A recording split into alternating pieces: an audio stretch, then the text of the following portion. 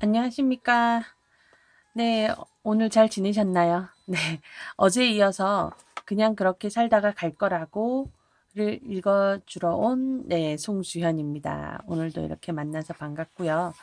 네, 이렇게 짧은 책이지만, 곱씹으면서 읽으면, 한 두 번, 세 번 읽어도, 좀 쇼킹하게 좀 충격적으로 다가오던 그런 기억이 나서 자, 우리 시간 없고 또 책 읽기 힘드신 상황에 계신 우리 사장님들께 제가 헌신합니다. 네, 어제 우리가 읽었던 부분들은 자, 우리 모두는 죽음을 향해서 다가간다. 네, 그럼 과연 어떻게 사는 게 맞을까? 하는 그런 부분에 대해서 생각을 했고요. 오늘은 네, 아, 이야기가 나와요. 이야기. 네, 동물에 빗댄 이야기가 나오는데요. 네, 같이 들으면서 한번 생각해 볼게요. 그 동물하고 나하고 어떤 관계가 있을까? 닮았을까? 아니면 난 그렇지 않아? 아니면 또 어떤 교훈, 어떤 느낌으로 다가오는지 한번 들어보세요. 네. 내일이면 집지리 새와 내일이면 추우리 새. 티벳에는 내일이면 집지리라는 이름의 새가 있다고 합니다. 이 새는 날씨가 따뜻한 낮에는 실컷 놀고 먹다가 밤이 되어 기온이 뚝 떨어져 추워지면 오들오들 떨면서 날이 새면 당장 집을 지어야지 하고 결심을 합니다. 그러다 다시 날이 밝아 햇볕이 나서 포근해지면 지난밤 추위에 떨며 했던 결심을 까맣게 잊고 또다시 놀기에 여념이 없습니다. 그리고 또 날이 어두워지어서 밤이 되면 그제서야 아이고 추워라. 내일은 날이 새자마자 날이 밝자마자죠. 예, 날이 밝자마자 바로 집부터 지어야지 하고 후회를 한다고 해요. 그러나 그 다음 날에도 또 그 다음 날에도 낮에는 놀고 밤에는 후회하는 그런 생활을 계속 한다고 해요. 또 열대 지방에 사는 내일은 추리라는 이름의 또 다른 새가 있다고 해요.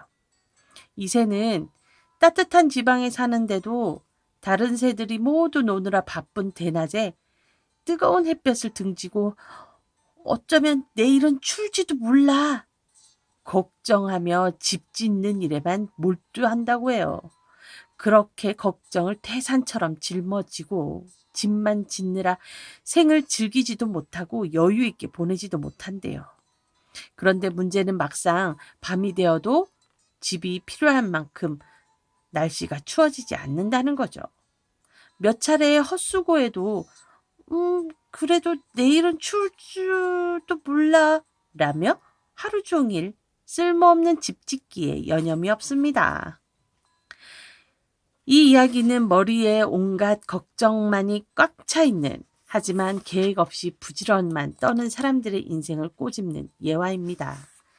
당신은 어떻습니까? 개구리. 프랑스에는 유명한 삶은 개구리 요리가 있습니다. 이 요리는 식탁 위에 버너와 냄비를 가져다 놓고 손님이 직접 보는 앞에서 개구리를 산채로 냄비에 넣고 조리하는 것이라고 합니다. 이때 물이 너무 뜨거우면 개구리가 펄쩍 튀어나오기 때문에 맨 처음 냄비 속에는 개구리가 가장 좋아하는 온도의 물을 부어둡니다. 그러면 개구리는 따뜻한 물이 아주 기분 좋은 듯 가만히 엎드려 있습니다. 그러면 이때부터 매우 약한 불로 물을 데우기 시작합니다. 아주 느린 속도로 서서히 가열하기 때문에 개구리는 자기가 삶아지고 있다는 것도 모른 채 아주 기분 좋게 잠을 자면서 죽어가게 된다고 합니다. 좀 잔인하죠. 혹시 당신의 삶도 이런 모습은 아닌지요? 네. 에스키모인의 늑대 사냥법. 에스키모인들이 늑대를 사냥하는 방법은 매우 특이합니다. 그들은 늑대를 사냥하기 위해 15일 정도를 칼날만 간다고 합니다. 그리고 그 칼날에 동물의 피를 묻혀 얼리고 말리고를 수없이 반복한 후에 늑대들이 지나다니는 길목에 그 칼날을 거꾸로 심어 놓습니다. 그러면 늑대가 그 피냄새를 맡고 와서는 그 칼날을 핥게 되는데, 그때 늑대는 자신의 혀를 베이게 되고 피가 흐릅니다. 하지만 늑대는 자신의 피인 줄도 모르고 계속 핥다가 결국 출혈이 심해져서 쓰러지게 된다고 합니다. 늑대는 이렇게 달콤함 속에 함정이 있는 줄도 모르고 죽어갑니다. 당신도 현재의 달콤함에 취해 죽어가고 있는 것은 아닌지요? 스프링벅. 네. 스프링벅이라는 동물이 있습니다. 양의 한 종류인 이들은 풀을 먹고 사는데 무리의 수가 적을 때에는 그냥 초원을 돌아다니며 풀을 뜯어 먹지만 그 수가 점차 불어나면서 이상한 행동을 보인다고 합니다. 수가 많아진 무리의 뒤에 처진 스프링벅은 앞에 무리가 풀을 죄다 먹어버린 덕에 먹을 풀이 없게 됩니다. 그래서 그들은 풀을 먹기 위해 필사적으로 달려갑니다. 그렇게 되면 그들의 뒤에 처진 무리들은 풀을 먹기 위해 또 앞으로 달려나갑니다. 그리고 그 다음에 또 뒤처진 무리들이 또 풀을 먹기 위해 앞으로 달려나가고 그 뒤에서도 또 달려나오고 또 달리고 또 달리고 또 달리고 결국 그들은 자신들이 달리는 이유가 무엇인지도 모른 채 그냥 필사적으로 달리기만 한다고 합니다. 그러다가 낭떠러지가 나오게 되면 속도를 줄일 수가 없어서 모두 낭떠러지 밑으로 떨어져 죽게 된다고 합니다. 혹시 이 모습이 무한 경쟁의 시대를 살아가는 우리의 모습과 닮았다고는 생각하지 않습니까? 1등만 기억하는 시대, 승승은 없고 승패만 있는 시대. 과연 그것만이 전부일까요? 인간을 만물의 영장이라고 합니다. 우리가 교과서에서 배운 대로 직립보행을 하고 생각을 언어와 글로 표현하는 등 인간은 동물들과는 근본적으로 다른 면이 너무나도 많습니다. 그러나 위에서 몇 가지 예화를 통해 보았듯이 살아가는 삶의 과정과 결과가 동물들과 유사한 점도 많습니다. 다행히 인간이라는 종족 전체가 그렇지 않고 그 중에 몇몇은 그러한 일반론적인 행동에서 벗어나 또 다른 도전과 변화를 통해 새로운 것을 창조해낸다는 점이 아주 다릅니다. 그 덕에 다른 대부분의 사람들이 그 혜택을 누리면서 조금 더 진화된 문명과 문화 속에서 사는 것일 뿐입니다. 자, 이 말은 모두 똑같이 이런 자기 함정에 빠지고 희망 고문에 빠져 있지만 우리 지금 이 시간에 이렇게 함께 책을 읽고 또 애터미를 만나서 자신의 꿈과 희망을 이뤄나가는 우리들이 정말 인생 시나리오처럼 살아가는 그런 모습을 볼 때 그런 모습을 다른 사람들에게는 또 다른 희망이 된다라는 겁니다. 그렇기에 우리가 정말 행운입니다. 우리는 애터미를 만난 게 정말 행운이고 애터미를 통해서 내 인생을 새롭게 설계하고 그 꿈을 만들어가고 그렇게 설계한 꿈을 하나하나 이루어가는 우리들이야말로 사람으로 태어나서 정말 내 인생을, 내 삶을 갖고 가는 그런 모습 속에서 정말 그 모습 자체가 성공이지 않을까 싶어요. 네. 게으른 사람과 걱정만 하는 사람으로 구분지어진다면 아까 내일이면 추우리와 내일이면 집지리 그 세 이야기 게으른 사람과 걱정만 하는 사람으로 구분짓는다면 결국 두 가지 새의 공통점은 실천하지 않는다는 것입니다. 실천하지 않는다. 네, 알긴 알아요. 내일은 분명히 추울 거야. 내일은 추울 거야. 내일은 안 추운데도 괜히 걱정만 해서 계속 뭔가를 하는, 네, 실천하지 않는다는 거예요. 우리는 실천합시다. 네, 그래서 저도 이렇게 책을 읽기에는 위 바쁘시고 또 한참 저도 그랬었어요. 처음 애터미 만나고 정말 할 일이 많은데 책 읽을 시간이 어딨어요. 그런데 이렇게 오디오북으로 여러분들과 함께 나누니까 저도 보람이 있고 기분이 좋습니다. 또 물에 삼겨서 죽는 개구리와 날카로운 칼날을 핥다가 죽는 늑대의 공통점을 자각하지 못한다는 거래요. 자각하지 못한다. 지금 내가 어떤 상황에 있는지를 모르는 거예요. 제4차 산업 시대가 다가오고 이 코로나 팬데믹 사태에 어떤 방향으로 앞으로의 삶을 이어갈지를 빨리 파악하셔야 돼요. 저도 유튜브 계정은 2016년도에 벌써 했었는데요. 지금까지 로그인을 제대로 한번 해본 적이 없어요. 그런데 이제 정말 정신 차리고 이렇게 여러분들과 함께 나누기 위해서 유튜브를 이제 하나씩 이렇게 책을 읽는 컨텐츠로 올리고 있는데요. 정말 제가 빨리 깨달았어야 돼요. 더 빨리 했었어야 되는데 여러분도 앞으로 코로나가 없어지진 않아요. 앞으로 더 센 바이러스, 그리고 지구의 온난화 현상, 그리고 이 의식 때문에 서로 다투고 싸우는 이런 분쟁들, 이런 것들을 빨리 우리가 캐치해서 좀 더 평화롭고 살기 좋고 서로 사랑하는 사회, 그리고 이런 지역을 만들었으면 좋겠습니다. 자각하지 못한다. 자각하지 못하는 것이 정말 큰일입니다. 자신이 힘을 다해, 자신이 스스로가 온 힘을 다해 죽어가고 있으면서도 그것을 자각하지 못하고 자각할 수 있는 변화의 인지 시스템을 구축해 놓지 못했다는 거예요. 그럼 어쩔 수 없이 죽는 거죠, 뭐. 그렇게 죽어가는 거예요. 우리가 빨리 이 상황에서 애터미를 빨리 내 소비자군을 만들고 애터미 신제품을 빨리빨리 알리고 누군가에게 쇼핑몰을 좀 더 가까이 다가갈 수 있게 어떤 방법으로 할 것인가를 연구하지 않으면 안 돼요. 하셔야 됩니다. 개구리나 늑대와 같이 자신이 죽어가고 있다는 것을 인지하지 못하고 있는 사람들도 많이 있습니다. 지금은 정년퇴직이 점점 빨리 오고 있다는 것을 충분히 예견할 수 있습니다. 정년퇴직해도 한참이시잖아요, 여러분.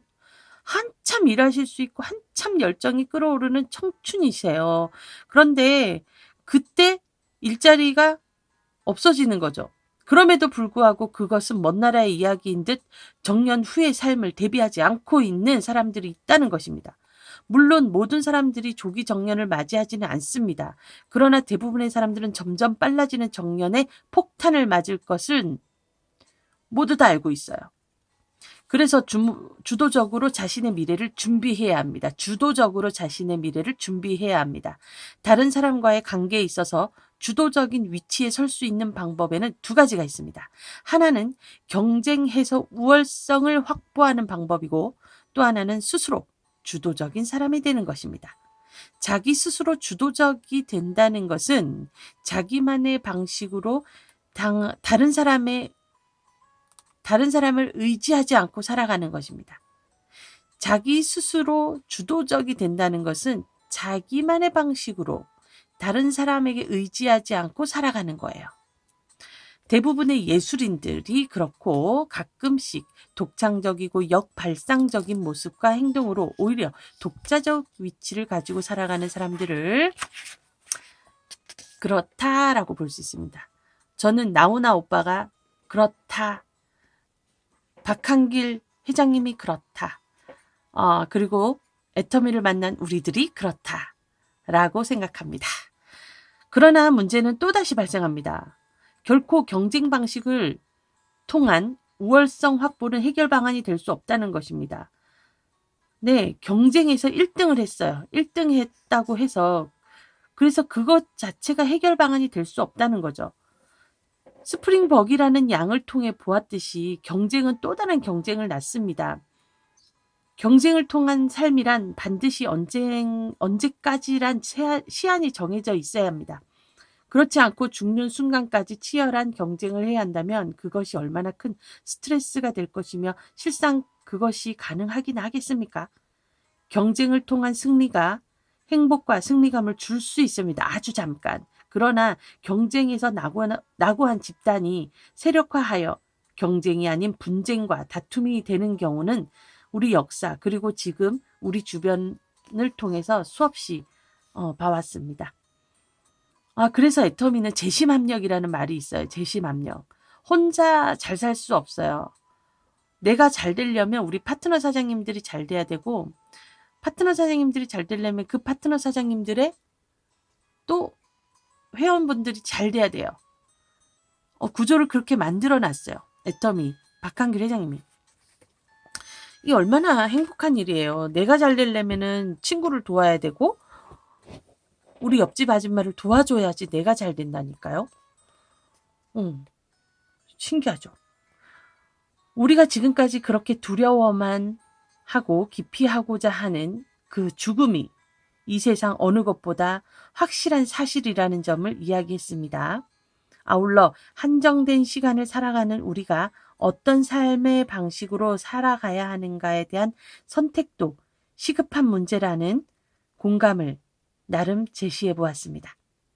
당신은 어떤 삶을 살고자 합니까? 혹시나 아직도 영원히 죽지 않을 것처럼 살아가고 있지는 않습니까? 그래서 그냥 그렇게 살다가 갈 거라고요? 그냥 그렇게 살다가 가는 것조차 쉽지는 않습니다. 어찌 되겠지. 삿입에 거미줄 치겠어. 그냥 그렇게 살다가 가는 거지 뭘. 이런 말들을 어떻게 살 것인가에 대한 이야기를 했을 때마다 사람들이 하는 공통된 반응들입니다. 물론 저도 애터미를 만나기 전에 이런 식으로 생각을 했어요. 왜냐하면 신랑이 따박따박 월급을 갖다주는 군인이었거든요. 군인, 흔히 얘기해서 철밥통이라고 그러잖아요. 월급은 따박따박 잘 들어왔어요. 하지만 우리는 온전한 가정이 아니었어요. 네, 아빠의 자리가 늘 비어 있었고 또 저는 그런 게 참 불만이 많았어요. 남편에게. 네, 아빠의 자리를 지키지 않았다는 거에 좀 불만이 많았고 아들은 또 자식은 하나 있는데 그 아들이 아빠의 자리가 없으니까 이렇게 균형이 안 맞는 거죠. 이렇게 사는데 이제 이 가정이라는 게 이게 가정인가? 네. 그래서 그러니까 몰라. 그냥 뭐 신랑이 어쨌든 뭐 돈은 잘 벌어다 주고 그냥 이렇게 살다 보면 어떻게 되겠지.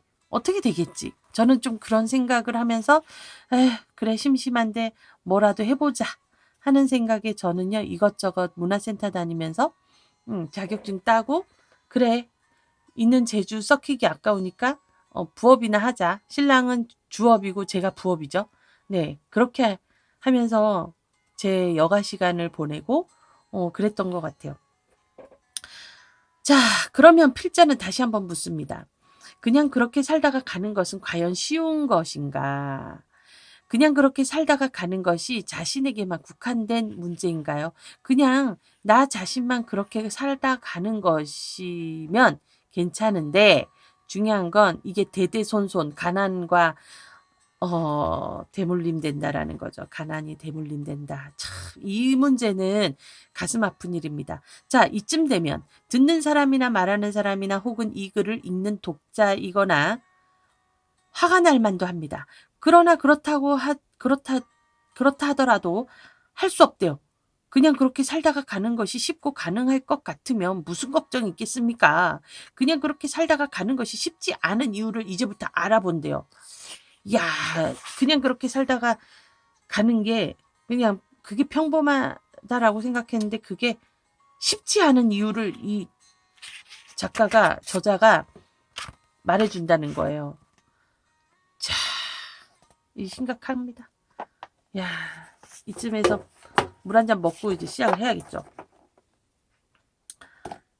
자, 참 제목부터 심각하네요. 저는 그래서 지금 해양 심층수를 한 모금 하고, 네.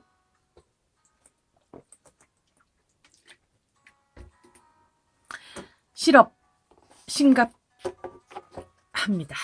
심각합니다. 이 책이 10년 전에 쓰여졌는데요. 이 통계는 통계청에 의해서 2003년부터 2009년까지의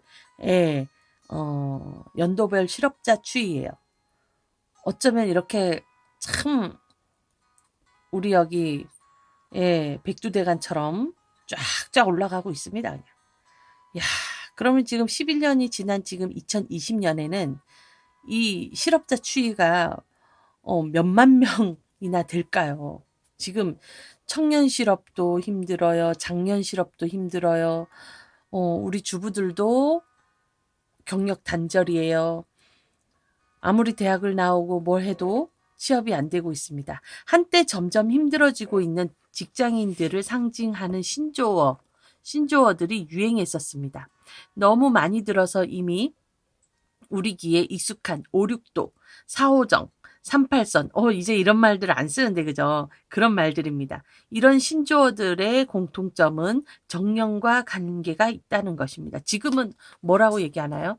지금도 물론 그 얘기는 안 하지만 뭐 M4 세대 모든 걸 포기한 청년 시대들을 그렇게 이야기를 합니다. 그렇다면 이태백이나 천백전의 공통점은 무엇일까요? 그렇습니다. 청년 실업에 관련되어 있대요. 이태백, 청백전. 여러분들 이게 무슨 말인지 아세요? 이태백은 20대의 태반이 백수. 그래서 앞에를 따서 20대의 태반이 백수, 이태백. 의미고 청백전은 청년 백수 전성시대라는 의미래요. 어머. 청년 백수 전성시대. 야. 정년의 문제는 일단 직장에 들어간 사람들의 문제이지만 청년 실업은 이제 막 직장을 잡아서 그동안 쌓아온 실력을 발휘해야 할 사회 초년생들의 문제입니다. 이들이 일을 해서 가정과 국가를 위해 소정의 성과를 창출해야 하는데 그런 기회조차 가지지 못하고 있다는 것이 매우 심각한 사회적인 문제입니다. 우리나라의 공식적인 실업률은 약 3%입니다. 이는 경제학에서는 소위 자연 실업률이라고 해서 아무리 잘 나가는 사회라 하더라도 항상 존재하는 매우 양호한 실업률입니다. 하지만 우리가 느끼는 체감 실업률은 그와는 상당한 괴리가 있습니다. 통계청이 발표한 자료에 의하면 사실상 실업자는 2009년 말 현재 480만 명이 넘고 있고 이는 공식 실업률 89만 명의 4배에 달하는 매우 높은 수치입니다. 이렇게 본다면 한국의 실업률은 13%로 경제활동 인구 7명 중에 1명이 사실상 실업 상태에 있다라고 하는 것입니다. 아하. 이러한 청년 실업 문제는 개인 차원에서 뿐만 아니라 국가적인 차원에서도 엄청난 경제적 손실이 아닐 수 없습니다. 이들이 어떤 형태로든 일자리를 구할 수 있는 길을 터주어 소득을 창출할 수 있는 길을 열어주어야 합니다. 상황이 이렇다면 더 많은 일자리를 만들어서 일할 수 있는 기회를 줘야 하지만 현실은 그렇지 못합니다. 그 이유는 여러분도 잘 아시다시피 정보화의 물결로 인해 생산 방식이 획기적으로 바뀌었기 때문입니다. 공장 자동화와 사무 자동화로 인해 노동력을 획기적으로 줄이고도 더 높은 효율성을 갖게 되었습니다. 그로 인해 산업사회의 구심점이었던 생산직, 사무직에 근무하던 사람들이 졸지에 설 자리를 잃게 되었습니다. 제가 여기에 피해자입니다.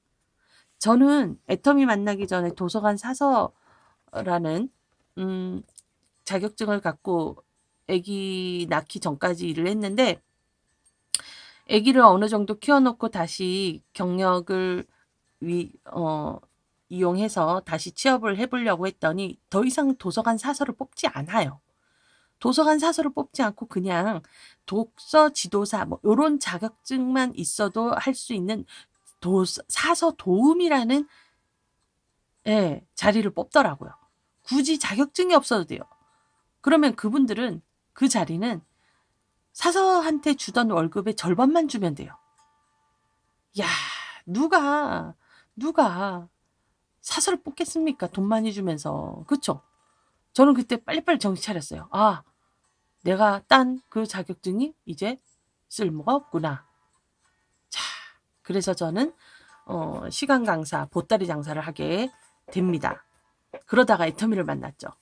야, 제가 빨리 정신 못 차리고 계속 사서 어디 할 데 없나, 어디 뽑는 데 없나 이력서 들고 계속 돌아다녔으면 애터미 만났겠습니까? 그쵸? 네, 저는 끌어오르는 그 미지근하고 아주 편안한 그 개구리가 빠져있던 그 물을 박차고 튀어나왔어요. 네, 그랬더니 애터미를 만난 거죠. 여러분, 자각하셔야 됩니다. 그리고 변화하셔야 되고 행동하셔야 됩니다. 좋아요. 자, 그럼 100억 만들기. 예를 들었습니다. 100억 만들기. 2009년 가구당 월 실질소득 305만 원을 기준으로 평생 총수입 9억 1,500만 원, 소득기간 25년 가정했을 때 총수입을 한 푼도 쓰지 않고 모아도 100억 원에 미달한다. 가구당 저축을 5% 가정했을 때 약 540년이 소요된대요. 540년. 540년이 걸려서 100억을 만들 수 있을까? 10억을 만들 수 있을까? 자, 그런데 애터미는 임페리얼 마스터 가면은 보너스로 얼마를 주죠? 네, 10억 줍니다. 지금 애터미라는 회사가 이제 11년이 됐어요. 이제 10년이 좀 넘은 회사인데 지금 애터미를 통해서 10억을 받아간 사람이 무려 6명이나 됩니다. 540년이 걸린다는 10억을 그분들은 10년도 안 돼서 이뤄낸 거예요. 그런데 제가 가만히 보니까 그분들이 지금 10억을 받아가신 임페리얼 마스터님들이 특별한 재주가 있으셔서 그걸 받은 게 아니더라고요. 그분들은 빨리 자기 자신을 알아챘고요. 주변이 환경이 변한다는 걸 빨리 알아챘고요. 그리고 스스로를 변화하기 시작했고 그 변화를 무엇과 함께 시스템, 어떤 도구? 애텀이라는 도구를 가지고 시작했기 때문에 잘 맞아 떨어진 거고 이 회사가 제시한 최고 직급이 되면 10억을 당당하게 받으셨습니다. 그중에는 그 10억을 그 현장에서 바로 사회기관에 기부를 하신 훌륭한 아무나 그렇게 못할 텐데 정말 마음이 따뜻한 분도 계십니다. 자, 읽어볼게요. 한 번 들어가면 정해진 정년까지 일할 수 있다고 믿는 사람은 없을 겁니다. 어떤 회사에 한 번 들어가면 그 정년 때까지 일할 수 있다고 믿는 사람은 없을 겁니다. 왜냐하면 어떤 통계에 따르면 직장 생활을 하는 기간이 20년 정도라고 한대요. 그러니까 20년 정도 55세 정년퇴직, 60세 정년퇴직까지 있을 수가 없다는 거예요, 이제는. 네, 대개 20년 후반에 첫 직장에 들어가서 20대 후반에 첫 직장에 들어가서 평균 3번 정도 직장을 옮기고 난 후 완전히 직장을 떠나는 것은 40대 후반에서 50대 초반이 됩니다. 네, 첫 번째 직장이 마지막 직장인 사람도 있어요.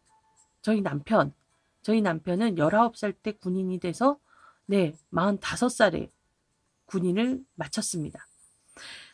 그런 사람도 있지만 물론 우리 아버지도 뭐 대기업 들어가기 전에는 이것저것 하셨지만 네, 하지만 한 직장에 오래 있는다고 그것도 좋은 건 아니에요. 현재 우리나라의 평균 수명은 80세 정도입니다. 그렇다면 적어도 30년 동안은 직장이 아닌 다른 수단으로 돈을 더 벌어야 한다는 결론이 나옵니다. 그게 아니라면 직장 생활을 하는 20년 동안 은퇴 후 30년 동안 먹고 살 수 있을 만큼의 돈을 모아두어야 하는데 그게 가능할까요? 그게 가능하냐고. 조사 기간에 따라 다르지만 대개의 경우 은퇴 자금을 10억 원 정도 예상한다고 해야 한다고 합니다. 오, 말도 막 더듬어져요. 오, 은퇴 자금이 10억 원이래요. 10년 전에 은퇴 자금이 10억 원이래요. 지금 물가도 올랐고 땅값도 올랐고 저는 아직 집도 없는데. 오, 그렇다면 어떻게 10억을 모을 수 있을지 알아보겠습니다.